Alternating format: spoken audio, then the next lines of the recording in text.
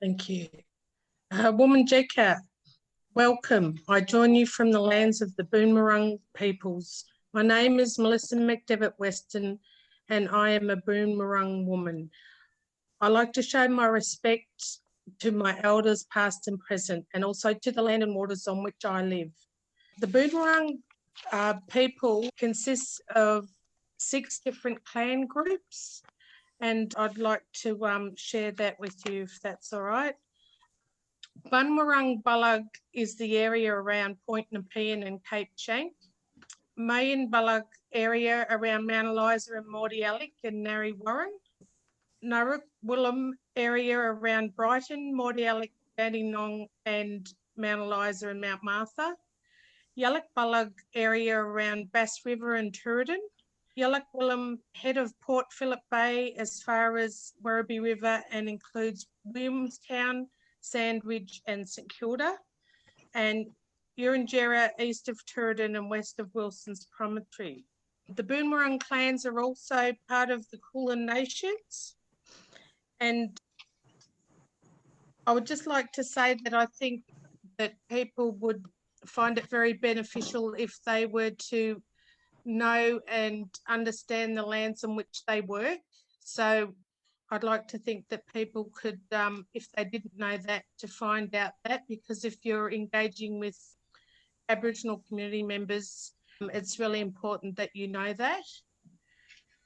I'd briefly just like to mention what spirituality is to me as an Aboriginal woman. Spirituality is connection to country, community and family. It also brings a responsibility to the lands and waters in which we live and work, and that when working with Aboriginal communities, it's really important that carers and workers are aware of cultural practices and ceremony, dance, art and storytelling, and understanding the community protocols and cultural protocols and laws within those communities. So welcome everyone and lovely to meet you.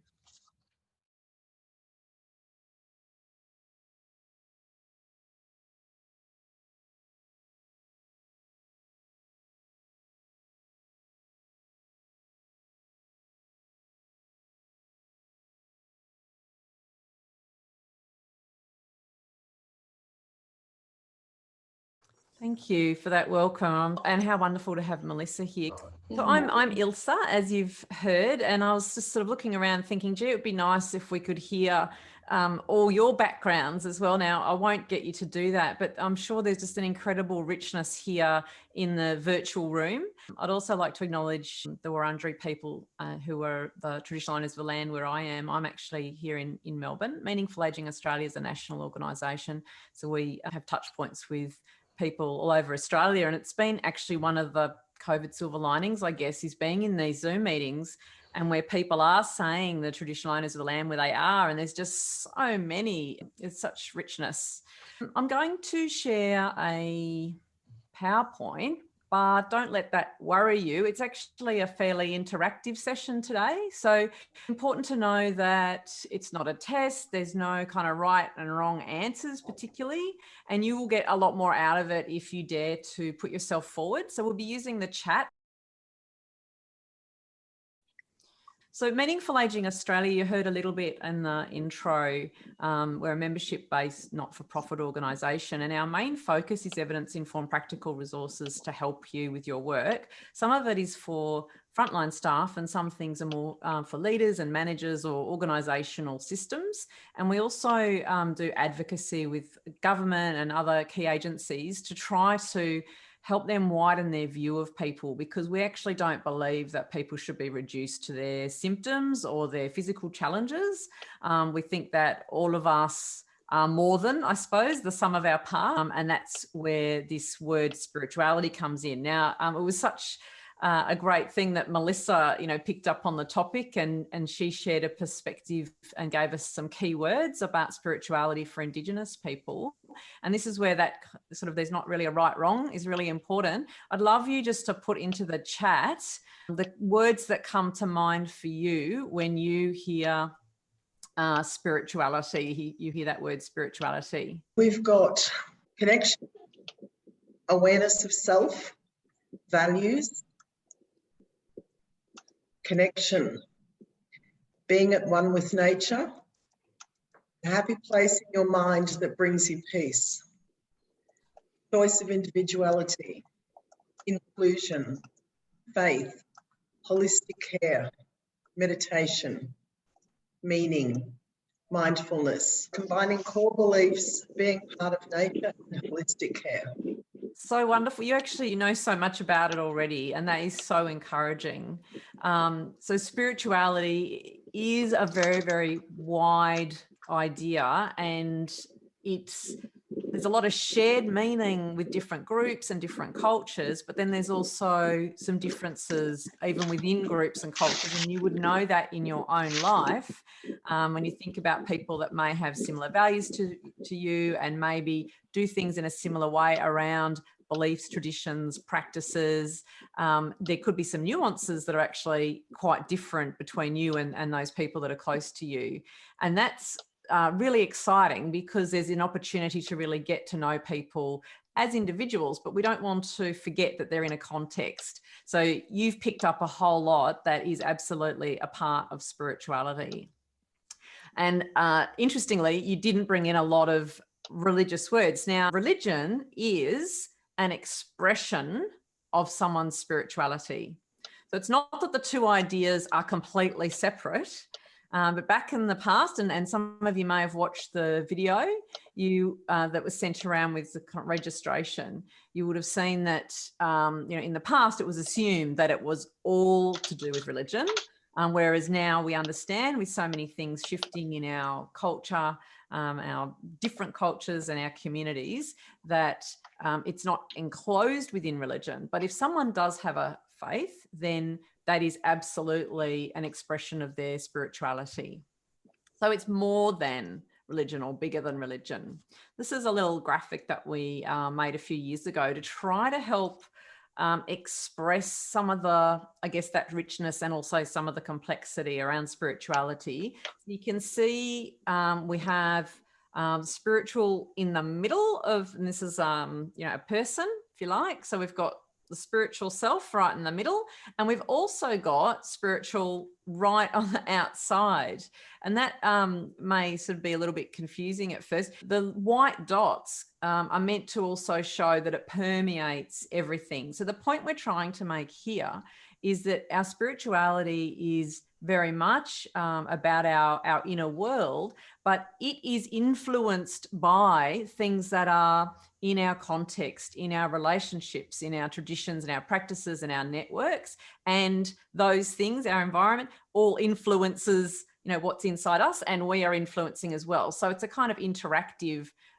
relationship, which is also where, if we use the example of a religion, you would know that if someone does say, yes, I'm a Catholic, what that means in their life and how that's been expressed could be really different to the Catholic down the road. So it is, quite nuanced. Or, I really, really love being in nature, but that person hasn't been able to get into nature. They're not around anyone that values being in nature. And so that will impact the ability to access that part of their spirituality, those things that are happening on the outside.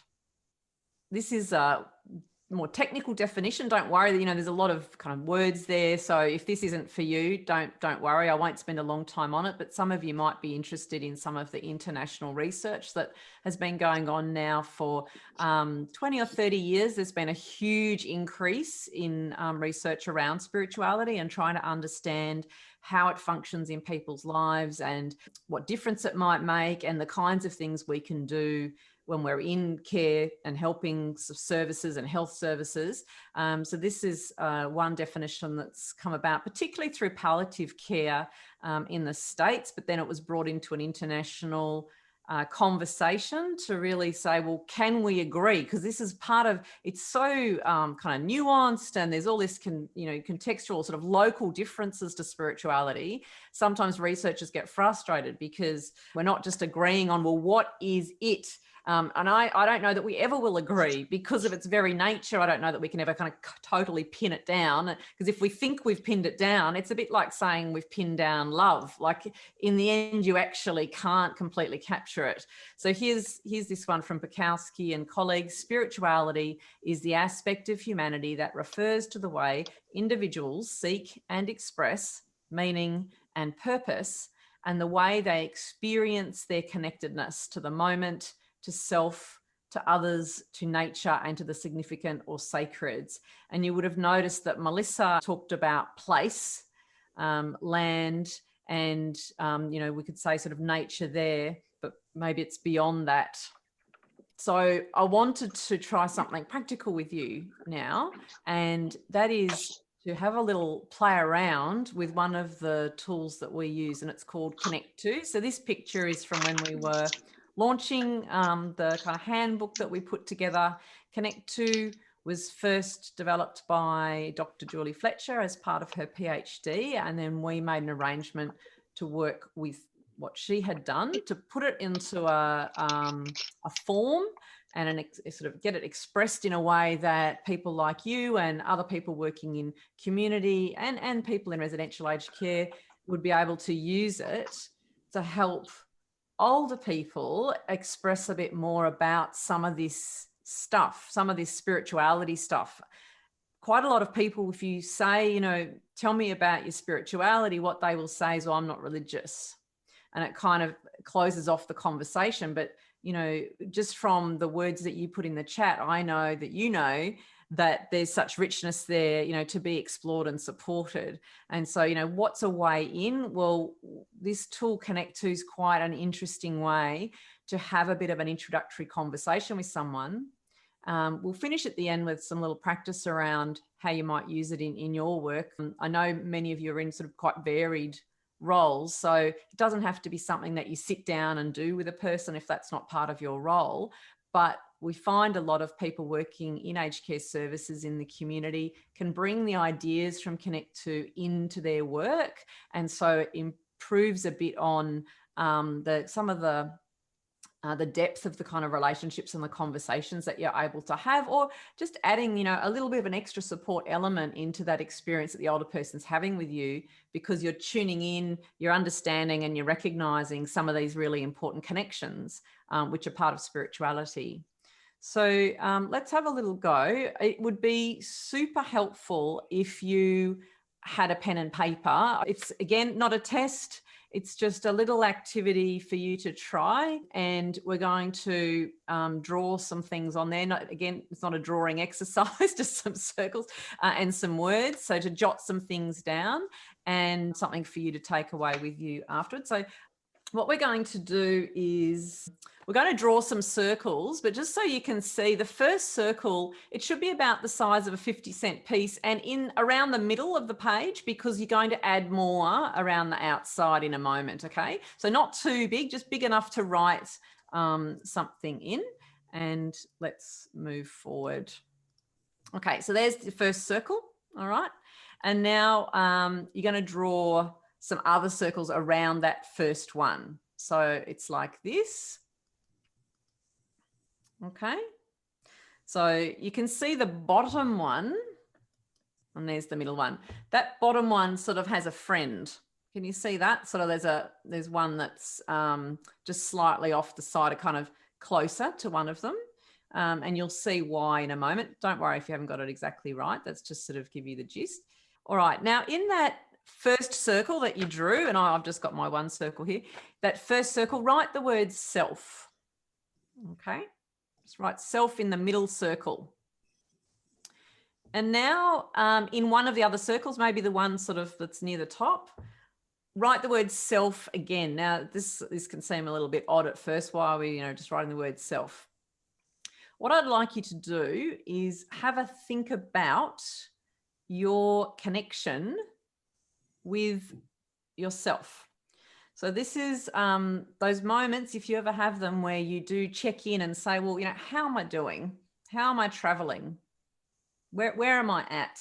So how is that connection going? Are you dropping into that space pretty quickly, pretty easily? Or are you actually way out here concentrating on everyone else all the time and not feeling all that connected to yourself at the moment? So just notice. Again, it's not a test, it's just an opportunity to pause and notice connection with self and where you're at with that at the moment.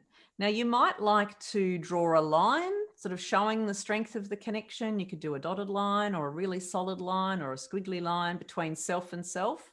You might like to write down a couple of words that might have popped into your mind, like very connected or not sure or this woman's crazy, whatever you want to write down. No, hopefully not that one. Okay. Now, in one of the other circles, maybe over at the side there, write the word nature. Okay, so we're just writing nature in one of the other circles. Have a think about nature.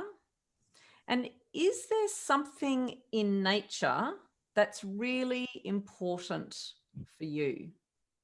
Is there something in nature that's really important for you? So it might be really, really tall, big old trees. Maybe it's rivers. Maybe it's your pet. Maybe it's the beach. Now, is there something in nature, some part of nature that is really important for you? So that's the first part. Just notice that, make a note of that, even you might like to write down. Now, the second part of this is notice your sense of connection with that part of nature. So let's say you've said, yep, it's the beach. It's the beach for me. I just love going to the beach. How connected do you feel to that part of nature?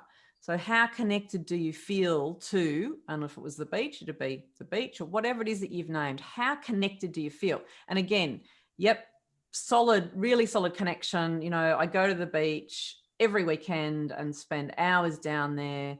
And it's, you know, that sense of connection with that part of nature is really strong.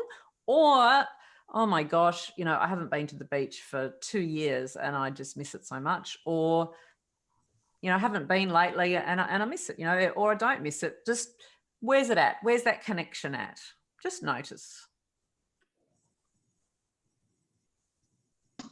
You can jot down, you know, again, you might do a strong line or a dotted line or a wavy line or a few words about yourself and nature. Okay, in the next circle, not the one with a friend, but another one of the circles on its own, write the word creativity. Creativity. And have a think about creativity in your life. And is there some aspect of creativity that's really important for you? So, you know, is it something around your cooking, or sometimes it's to do with gardening, which is of course linked to the nature one. Is it something else that you make with your hands? Could be painting or metalwork. Something that you do with your hands, or for some people, it's more about sort of being around the creativity of others. It's often more effective if it's something that you physically do yourself, but it can also be maybe going to the movies or going to shows or in a choir, or watching, you know, other people's performances. So creativity, what is it in creativity that's really important for you? And you might draw a blank. You might just say, oh, this just isn't really all that important. That's okay. But let's say you have got something. How connected are you feeling with that part of creativity, with that thing that you've said is important to you? How strong is that connection? Is it something that you do absolutely, you know, every evening, once a month, or again, you know, maybe haven't done it for years? What is it that's important for you, and how is that connection at the moment? Just jot it down, a few words, or draw a line, however you like to do it. No one's going to be collecting it afterwards. Okay, now in one of the other circles that's sort of on their own, so not the one that has the friend, but the other one, write the word others. Others. Who is it? Who are those people? where you feel most at home? Who are those people where you feel loved, accepted, maybe even treasured? Who are they? They may not be people that you see very often. They may be people that are in your life, every day. There's no judgment here, but who are those really important people for you, and how connected are you feeling with them? So you'll notice the pattern. Again, jot down some names, or you could do them in code if you want to. Who are they, and how connected are you feeling? Is it a relationship that gets a lot of time and energy and really helps you know your place in the world and know yourself better? Or, those relationships that are so precious, but actually they haven't had perhaps the attention that you wish that they had. How connected are you feeling at the moment to those important others in your life? Just jot it down, make a few notes and notice. Okay, so now our little, the sort of two that are together here. So you can see the larger one, we have the words something bigger. Something bigger. And in the one next to it, we have the word religion. So this is where you have a little think about whether you do have a sense of something bigger. So we find that quite a lot of people may not have a name for it, but they do have this sense that they're part of a bigger story, that there's something beyond themselves, something they can't kind of touch and see immediately, but it is there. It's somehow kind of influencing their life or the world around them. That's something bigger. Some people call it God or Allah, the transcendent, the sacred, the universe. There's all sorts of names that people use, or other people just don't name it. It's just a sense of something out there. That may not be true for you, and that's okay. We're not assuming that it is, but here's a chance to have a think about if that is something that is part of your life. And we've got religion there as that reminder that for some people, no doubt some people on this call and some of your clients, religious expression is a really important part of this as well. So you're invited here just to notice, is some sense of something bigger important to you? Is religion, faith important to you? And if it is, how connected are you feeling with that at the moment? How strong is that connection? So just, jot down a few thoughts, draw a line, strong straight line or a squiggly line or a dotted line. Where is that at for you if this is an important part of your life? And now that you've had this moment to notice this richness really in your own life and name some of these things that are important connections for you, which is part of the story of your spirituality. You may not like that word, and that's okay. You don't have to use the word spirituality, but that's, I guess, technically what we would call this. Just have a think about one small thing that you would like to either keep doing, stop doing, or start doing as a result of what you've just learnt about yourself in this little reflection. So one small action that you would like to keep doing, stop doing, or start doing, or maybe it's just one call or one moment or just one thing that you would like to do, just to set yourself a mini goal. We don't want to overwhelm you, just one little thing. Make a note of it. Okay. And I really encourage you to make a commitment to having a look again at that one thing in a week's time and see what did you do with that. And again, it's not a test, it's an opportunity to build the resilience of your inner world by engaging in these things. I'd love to hear any comments, anyone who's feels able to share either in the chat or unmute yourself about what that was like doing that little self-reflection. Hey, Isla. I liked your little exercise. It validated my belief system. Yeah, great. Thank you. Yeah, I liked it as well. I think for me, one of the things that I found when doing it is thinking that the size of the circles and how important the different things are, for me personally, aren't equitable, and that they actually can change over time as well. And just, yeah, reflecting on that, I guess. Yeah, that's a really interesting idea, and I'd encourage people to perhaps take that up. Dale's suggestion, even if you wanted to go back over it, you know, down the track in a month's time, even, and have a go with playing around with the size of the circles. I think that's a really interesting way to engage with the meaning of these domains for you. Yeah, thanks.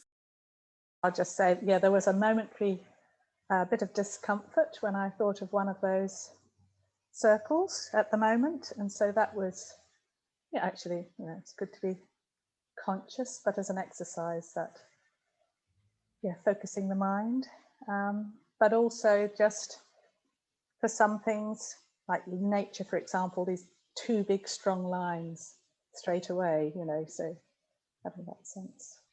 Beautiful. Thanks, Virginia. People do sometimes find it confronting, and one of the reasons is because we can tend, particularly in caring roles, not to stop and do that check-in with ourselves, and so we can get some surprises. But hopefully, the idea is that it's a helpful surprise and a chance to attend to that part of yourself, which indeed is part of what will help to sustain you in your really important work. We've got in the chat there, refreshing to have time to think about these things. Good reminder for us all. Thanks, Sam.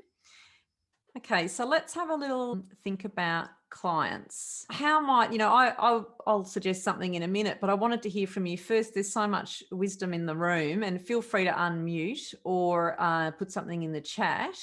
Just thinking about the specifics of your role. And as I said at the start, I know not all of you are going to be sitting down having a structured reflection like that with clients. So if you've got any ideas about how you might use some of this with clients in the context of your work?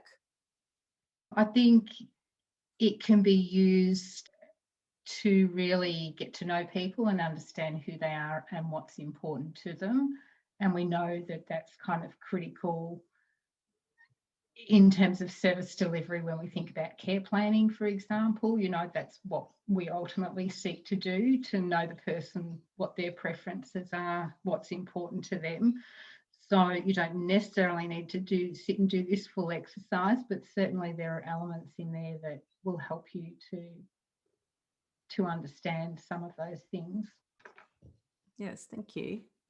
The full kind of, we have it set up as a tool that organisations can use, and the full tool does definitely have, okay, now what, you know, how I did a kind of now what with you, we sort of do a now what with the organisation, with the clients, and how is this going to, this information, you know, how is this brought into the care planning? Absolutely.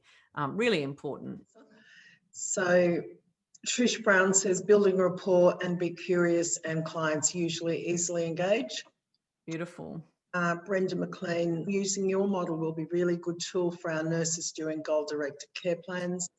Yeah, perfect. And Tracy Bradley says, for me, it's a question we ask clients and how they see spirituality and how they feel best connected. Yeah, great. Thank you. All really, really great ideas. My name's Trish, and I work in with families impacted by drug and alcohol. Okay. A lot of them are older clientele, like some of them are like in their 70s and have 40-year-old children still living at home. So we do something similar to this because it's a really good exercise to help them get back to self, because often they're living in that state of trying to rescue and just in such a hypervigilant state all the time, where they're just sort of trying to put out fires and react to things. So it's a really good way to bring them back to looking at, like, we call it actually a hoop, so what's in their hoop, and who are they, what's important to them, and addressing their physical, emotional and mental, but more importantly their spiritual needs, so they can go back and have a look at those, because often that can be like a toolbox for them to go back and go, okay, well, this is where I need to keep looking at self, who I am, and not get so involved in who other their loved ones stuff. Yeah, thank you. That's a really great point. And I think something else that's really great about this sort of work is the opportunity, as for all of us, to grow and change. So having the chance to reflect on these things invites us into that conversation with ourselves, and we might even be able to track, 10 years ago, 20 years ago, 30 years ago, I thought differently, I felt differently. Some of these things that are now really important connections, back then weren't, and vice versa. And so by helping people engage with this, then if you're traveling the long road with them, you can even revisit with them over time and help them to continue to develop. And it's called spiritual growth, if you want to sort of use the technical language. That's a brilliant example, and it absolutely contributes to resilience in our own lives as carers, but certainly in the lives of clients as well, if people are able to access this part of their story and themselves and have it supported. Yeah, brilliant. So this little video that I wanted to show you now is an example of some of the responses of older people when they were asked some kind of connect to type questions. So they weren't necessarily doing the sort of sit down formal kind of exercise that I just did with you, but it was a master's student who went out and spent some time with some older people in a range of circumstances. Some of them are still living at home in their own homes, and some of them are in residential care. But he used the ideas from Connect2 to kind of talk about those domains and what's important. And here are some of their responses.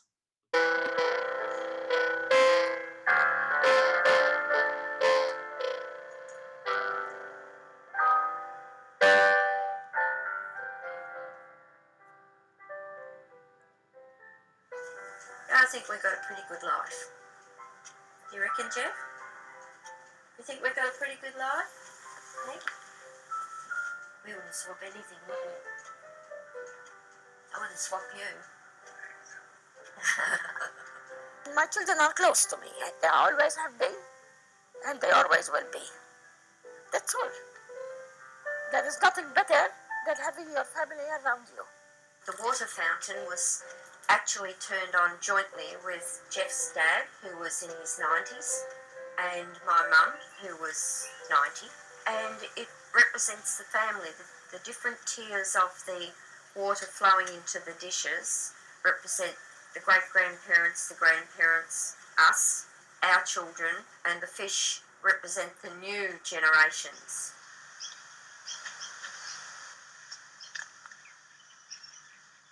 When I'm in nature, I feel a part of all the other things that are there. And the thing that I loved most was the raw nature, not very commercialized or anything like that. You know, the moonlight on the sea, where the moon is full, the central part of Sri Lanka, where it's dry. And you know, the trees are stark, no vegetation, the cracked floors, and there was beauty in it. To me, it was beautiful. I love dogs. There, you have that certain love for them. Look, he sings straight away. Plays with the fur. He just feels that connection.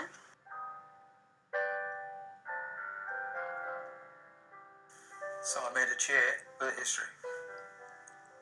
And that's what that is. It's a chair with a history. The interesting thing is that the more you look at it, and the more you look into it, the more questions it asks. Sounds of music. I like that.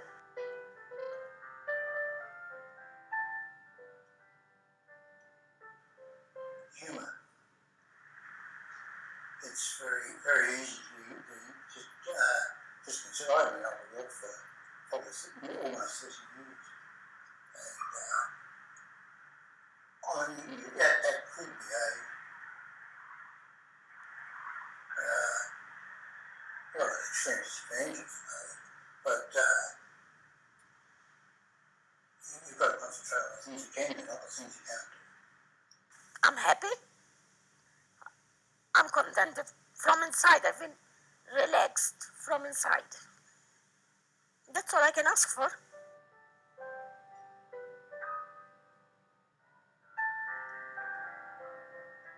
A great mystery. The ideas of God are purely human ideas. Of course, we can't be anything else but humans. Trying to let go, let God.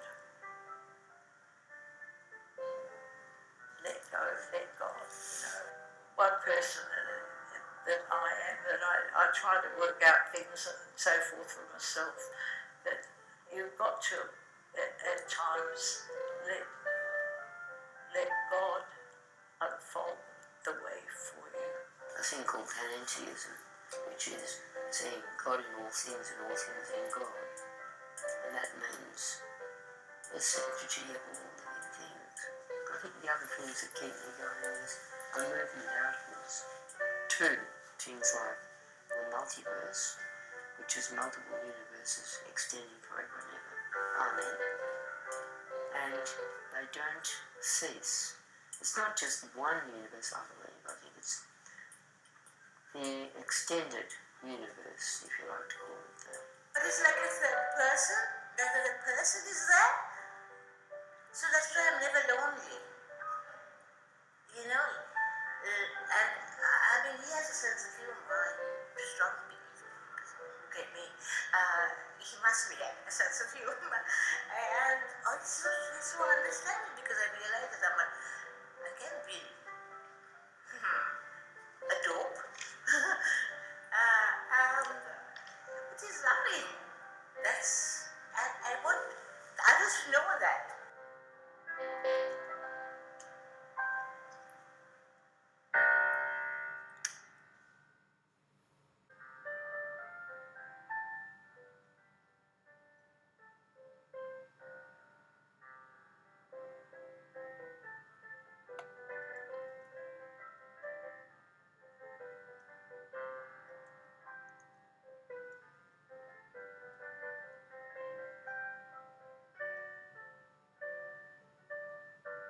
So you could see the amazing richness that's there when people are given the chance. You know, that one of the ones that always I love is the idea of the multiverse. You know, who knew that for that person, like you just wouldn't, just looking at someone, you wouldn't know that one of the things that sustains them is the idea that there's multiple universes out there. Or that they feel in nature that they are becoming part of nature when they're in nature. So they're the sort of, you know, conversations that are kind of, I think for some people, they're dying to have these conversations, but they need to have the chance. And so it might also just be, if you're going into someone's home, you know, the kinds of things that you notice, you know, around the home. And I know you would all be really good at this, but it just might add a little extra angle to some of the things that you might look for or notice that you can then comment on or invite some conversation about as well. I thought it might be useful for some of you to do a little refresher on some aspects of listening just before we finish up. And perhaps before I put up any of the the ideas from us, we could put into the chat. What are some of the key things that are important for good listening? Some keywords or phrases that you know are part of good listening skills. We've got giving time for conversation, being present, validating, looking at the person, focus, eye contact, be interested, don't interrupt, active listening, I should be quiet and listen, good nonverbal communication, eye contact and body language, listening, not thinking of a reply, asking questions with curiosity, paraphrasing, allowing spaces, and rapport. Yeah, brilliant. Yeah. I knew this was a good group. Thanks for inviting me. So let's just have a quick look at some of the things that I've got here. Just a really practical one, and I think you would already be doing this, but in terms of your own preparation, to someone mentioned about being present. So just taking that slight pause before you enter whatever the situation is. It could be entering the phone call or the Zoom or the room or the group. That pause and that grounding breath, and acknowledging that you're paying attention. Now, depending on what role you're in, if you need to be doing some things around the person whilst listening, always, just great to acknowledge, I'm listening to you while I do this thing. But if you are in a role where you're able to sit, then yes, absolutely. And open-ended questions. So tell me more about, is there something in, I'd like to hear more, those kinds of things that invite that's sharing. And allowing time, which I think someone did bring that up. And this is always such a tension in aged care services, because we know that the funding isn't there really for the time that is really needed. And we're happy that the Royal Commission's making that, really clear.